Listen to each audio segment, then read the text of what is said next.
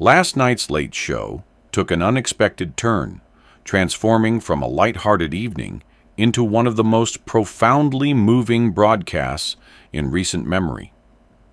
What began as a typical celebrity interview with Sylvester Stallone quickly evolved into something deeper, an unfiltered, emotional journey that left the entire studio in stunned silence. A segment meant to entertain ended up touching hearts, reminding everyone that behind every legend is a very human story. Before we dive into it, don't forget to like, subscribe, and share your thoughts in the comments. Tell us where you're watching from and what part of his story spoke to you most. It was a typical Tuesday night, and everything about the room felt like routine, until the host stood up with that twinkle in his eye and said, "Tonight's guest is someone who needs no introduction. A legend of the screen, a symbol of strength, resilience, and determination. Please welcome Mr. Sylvester Stallone." Applause erupted, a wave of admiration crashing over the set as Stallone walked in. But to the few who'd followed him closely over the years, not just the actor, but the man, there was something unmistakably different in his walk. It wasn't hesitation, and it wasn't fatigue. It was something quieter, heavier. He wore a deep navy suit, crisp but simple, and when he smiled, it was modest, almost reluctant. The two men shook hands and settled into their seats. What followed was the usual light banter, jokes about aging, a funny anecdote from his last film set, a replay of the iconic "Yo, Adrian" scene. The crowd chuckled, and Stallone played along, but his responses were shorter, his tone more grounded. And then, after a beat, the host leaned forward and asked what sounded like an ordinary question, but landed like a loaded one. "Sly, you've shown us what it means to fight back, to rise from the canvas, but you've never really talked about the first rounds of your life. What was your childhood like?" For a long second, Stallone didn't answer. He stared at the floor, then slowly lifted his gaze. "You really want to know?" he asked quietly. The host nodded. The band fell silent. The room leaned in. "I grew up in a part of South Philadelphia that no one talks about in tourist brochures. Back then, the streets were more broken glass than sidewalk, and our building was so old, every time the pipes hissed, I thought it was the place crying from being tired of standing.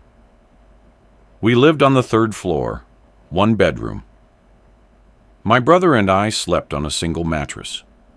The wallpaper peeled so bad it looked like old scars. Winters were brutal. We'd sleep in our coats, sometimes with gloves still on. You could see your breath in the kitchen. His voice stayed low, not dramatic, but personal. My dad was complicated.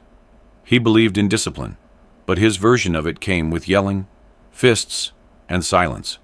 And the silence, in some ways, was worse. When he was quiet, you never knew if it was the calm or the storm. Stallone's fingers fidgeted for a second. My mother, Jackie, she worked at a little salon on 5th and Walnut. She was tough.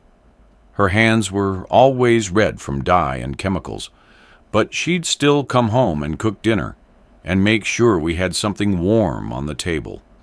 She kissed me goodnight no matter how tired she was, even if she fell asleep in the chair with curlers in her pocket. The crowd had grown completely still, the air charged not with tension but reverence. I had a speech issue. It came from nerve damage during birth. That's why I speak the way I do now. But as a kid, it wasn't a signature. It was a curse. I didn't speak clearly until I was around 8. Kids at school thought I was stupid. Teachers talked about me like I wasn't in the room. I got called slow, broken, useless. I started hiding in closets during lunch. Literally, the janitor's closet, I just didn't want to be looked at. He took a breath. I started lifting bricks in an alley behind our building, tied them to a broomstick, and called it a weight set. There wasn't a gym, just concrete, broken crates, and willpower. I'd watch TV through store windows and copy the punches I saw in boxing matches. I didn't know what I was training for, but I knew I was training to survive something. He gave a faint smile, more memory than joy. At night, I'd sneak into the Apollo Theater. I couldn't afford a ticket, but sometimes the guy at the back would let me slide in after the previews. That's where I saw Spartacus for the first time. Kirk Douglas screaming with blood on his face, standing tall against an empire. I watched that and thought, that's what I want. I want to be heard like that. I want people to know I exist. The host didn't interrupt. The audience didn't blink. Later we moved to Queens. It wasn't much better. I slept on friends' floors. I worked at the Central Park Zoo cleaning cages, then washed dishes at an Italian joint near Astoria. There were nights I only ate leftover crusts from pizzas the cooks tossed. And through it all, I felt invisible. Casting agents didn't look twice at me. I didn't look like a leading man. I didn't sound like one either. I was just a guy with a crooked face, broke shoes, and a dream nobody cared about. His voice softened. Then one day, I sold my dog, Butkus, my best friend. He was a bull mastiff, loyal and gentle. I was broke, couldn't afford food for him or me. I stood outside a liquor store and cried for an hour after letting him go. I felt like I had lost the last part of myself. Another breath. A week later, I wrote ROKY. 3 days straight. I didn't sleep. I just poured it out. It wasn't just a story. It was everything I couldn't say as a kid, everything I was too scared to scream. That script was me begging to be heard. When it sold, the first thing I did was find the man who bought Butkus. He didn't want to give him back. I offered him everything I had, even promised him a part in the movie. He ended up playing the guy outside the liquor store who laughs at Rocky. That was him. That was our deal. The audience chuckled lightly, emotionally torn between laughter and tears. That's the thing. People see the awards, the red carpets, the boxing gloves hanging on a studio wall, but they don't see the kids sobbing in the cold, the cracked lips, the way I still flinch at raised voices. I carry all of that with me, every day. Then Stallone looked up at the camera, directly at the people watching at home. Strength isn't about lifting weights. It's not about fight scenes or how loud you yell. It's about carrying your past without letting it define your future. I didn't come here tonight to talk about a new movie. I came here to stop pretending like pain doesn't matter, because it does. It builds you, breaks you, and sometimes it saves you. The host reached out and placed a hand gently on Stallone's shoulder. The audience, slowly, almost reverently, stood, not for a punchline, not for a Hollywood icon, but for a man who had the courage to bleed without bleeding. The studio lights dimmed slightly as the audience sat back down, but the hush in the room remained. Stallone adjusted his posture just a little, as if the weight of what he had just shared hadn't lifted but settled deeper into the air around him. The host, a seasoned professional who'd interviewed everyone from presidents to pop stars, seemed momentarily at a loss for words. He glanced down at his note cards, then gently set them aside. "You've spent your entire life being seen as invincible," he said, his voice softer now, no longer that of a showman, but of a fellow human being. "But the way you talk about your past, It's the opposite of that. It's vulnerable. Do you think that pain ever really leaves you?" Stallone looked off, not at the host, not at the crowd, but at some distant memory lodged deep in the shadows of his mind. "It doesn't leave," he said. "It evolves. It becomes part of how you walk, how you speak, how you look at the world.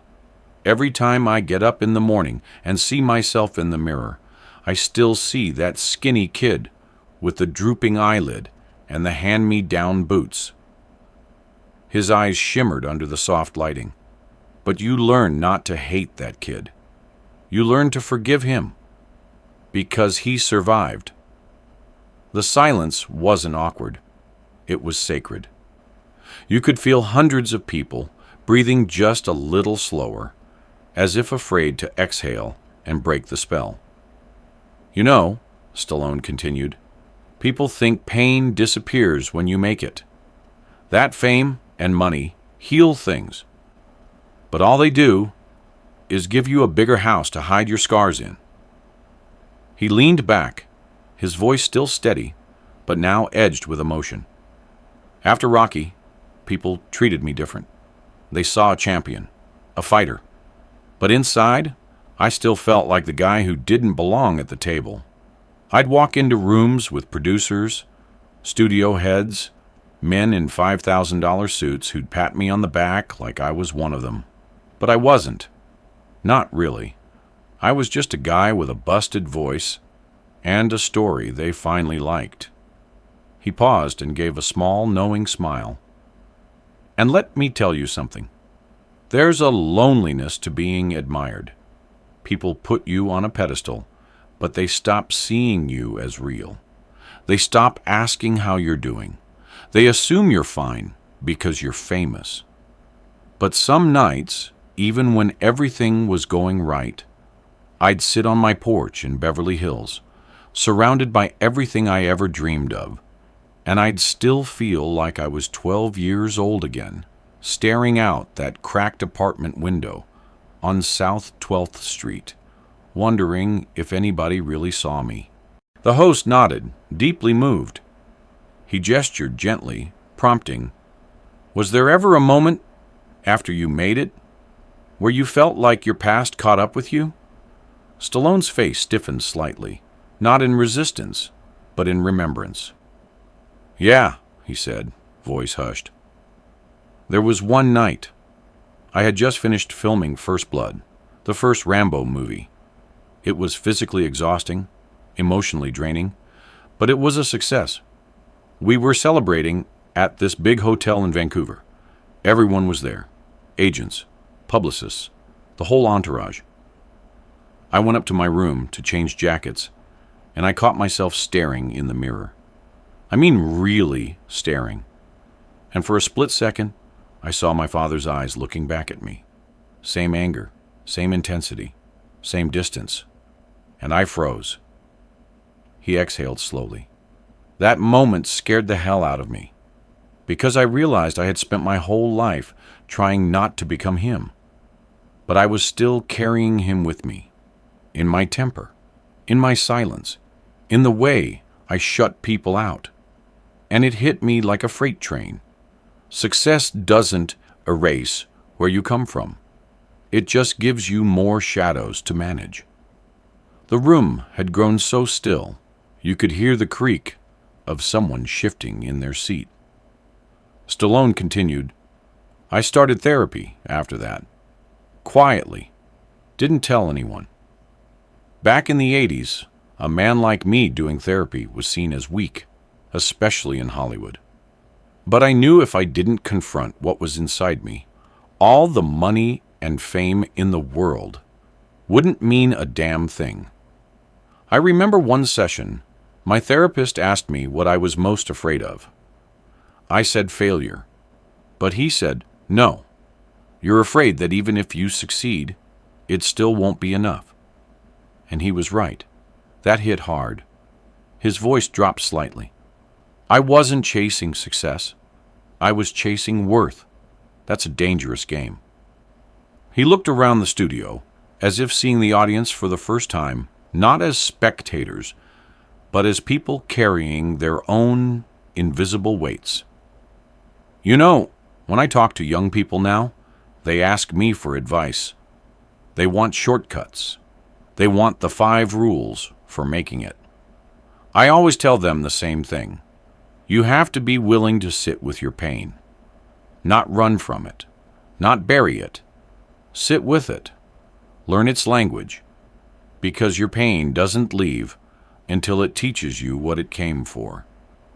A few people in the crowd were openly wiping their faces. One older gentleman near the back stood with his hand over his chest, just breathing, like someone remembering a version of himself long buried under decades of noise.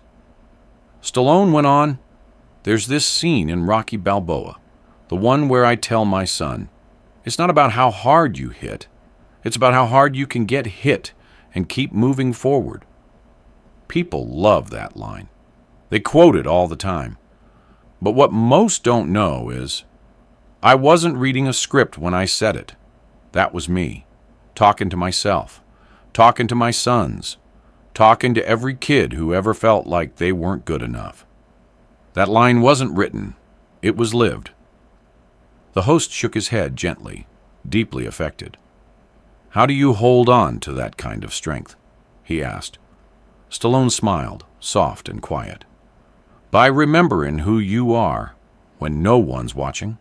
Not the red carpets, not the interviews, the moments when you're alone and it's dark, and you've got nothing but your breath and your heart beating. That's who you are. If you can love that version of yourself, even just a little, that's real strength." He reached into his coat pocket and pulled out a folded piece of paper. "This," he said, holding it carefully, "is a letter my mother wrote me just before she passed. She said, 'You were never meant to fit in, Sly. You were meant to stand out, even if that means standing alone.'" He didn't read the rest. He didn't have to. The room understood. By now, the audience wasn't just listening. They were with him, in South Philly, in that zoo job in Central Park, on that porch in Beverly Hills. They were there in every quiet room he had sat in alone, trying to make peace with a past that never truly left. And in doing so, they weren't just witnessing the life of a legend. They were remembering their own stories, their own bruises, their own battles. When the host leaned forward again, he didn't ask another question. He just said, "Thank you for letting us see the man behind the myth." Stallone nodded. "The myth was never the goal," he said. "It was just the armor. I'm ready to set it down now." As the applause slowly faded and the lights dimmed just enough to wrap the studio in something softer, something more human, the weight of Stallone's words still hung thick in the air. The host leaned back, visibly moved but steady, letting the moment breathe without trying to fill it with jokes or transitions. Stallone sat quietly, hands resting on his lap, eyes lost somewhere, not in the room, but in a space only he knew. Somewhere between the memory of a cracked window on a Philadelphia winter night and the blinding lights of a soundstage where he once shouted, "Yo, Adrian!" to a world that finally listened. But tonight, he wasn't shouting. He was whispering from deep within, and the whole world had leaned in. The host asked gently, "What keeps you grounded after all this time? After the fame, the legacy, the icon status?" Stallone took a deep breath and answered with a faint smile. "Honestly, loss. Nothing humbles you like it. Nothing keeps you closer to the ground than having held something you loved, and then having to let it go." He didn't elaborate. He didn't need to. Every person in that room had lost someone, something, some version of themselves. He adjusted in his seat and continued. After my mother passed, I found a box in her closet, tucked between old sweaters and letters. Inside were drawings I made as a kid, scraps of stories I'd written, even a rejection letter from an early audition I thought I'd thrown away. She had kept all of it. Every piece of me I thought the world had forgotten, she had preserved. Quietly, without ever telling me. That box did more for me than any award ever could. His voice cracked slightly at the end, and the studio, already reverent, turned silent again. That's the thing about our parents. We don't always know how much they believe in us, until it's too late to say thank you. He paused, lips pressed together for a moment. I've carried a lot of guilt in my life. About things I said, things I didn't. Moments I missed while chasing something bigger. But there's one thing I've learned in all these years. You never outgrow the need to be loved, to be seen. And sometimes the strongest thing you can do is admit that out loud. The host folded his hands, nodding slowly, clearly holding back his own emotion. It sounds like your strength comes not just from surviving, but from feeling deeply. Stallone nodded.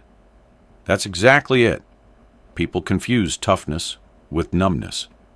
But real toughness is allowing yourself to feel and still showing up anyway. I've stood in rings with gloves on, in front of cameras with fake blood running down my face. But none of that compares to walking into a hospital room knowing your brother just got diagnosed and trying to smile so your mom doesn't fall apart. That's real courage. That's the kind of battle nobody sees. No audience, no script, just life and the people you love. He shifted again and looked out into the crowd, making eye contact with no one and everyone. I've seen so many people lose themselves trying to win. Win fame, win love, win respect. But you know what the real victory is?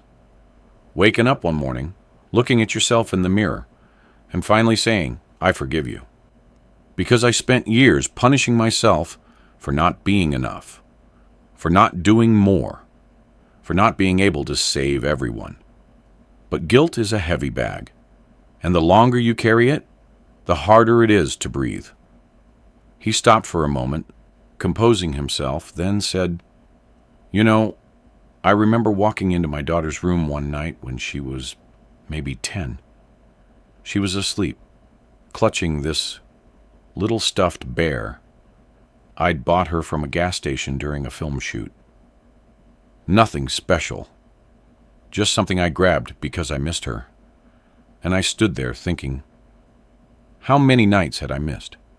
How many school plays, or scraped knees, or whispered questions in the dark when she needed me? And I made a promise that night. I said, from now on, I show up. Not just in body, but in spirit. Because being present isn't about proximity, it's about presence. And I realized I'd spent so long chasing validation from the world, I forgot to give it to the people who mattered most. There were sniffles in the audience now, unhidden. Some had tears running freely. Others simply stared forward, quiet, absorbing.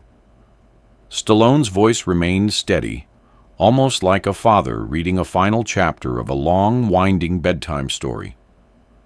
I used to think legacy was about statues and stars on sidewalks. But it's not. Legacy is what you leave in people. It's the way your child hears your voice in their head when they're scared.